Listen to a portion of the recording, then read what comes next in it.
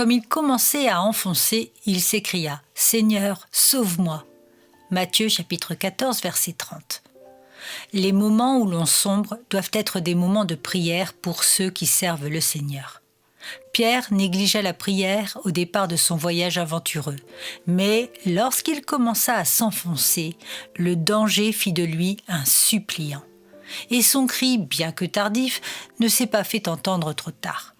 Dans nos heures de souffrance corporelle et d'angoisse mentale, nous trouvons aussi naturel d'être poussés à la prière que de voir le navire naufragé poussé au rivage par les vagues.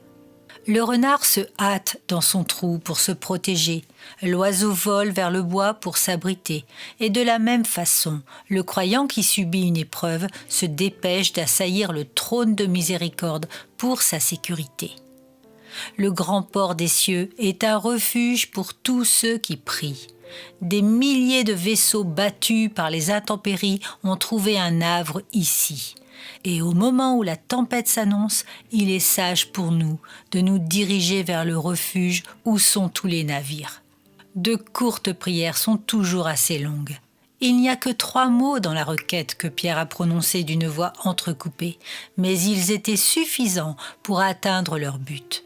Ce n'est pas la longueur, mais la force qui est nécessaire. Un sentiment de besoin urgent nous enseigne efficacement la brièveté. Si nos prières contenaient moins de plumes que celles qui décorent la queue de certains volatiles et plus de plumes sur les ailes, elles seraient bien meilleures. Le verbiage est à la dévotion de Dieu ce que le son est à la farine.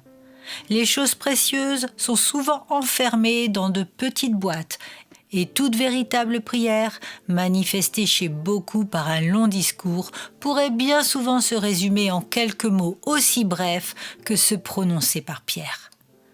Nos limites sont des opportunités pour le Seigneur.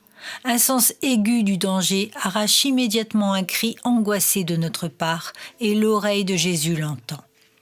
Chez lui, l'oreille et le cœur vont ensemble et la main ne met pas longtemps à intervenir.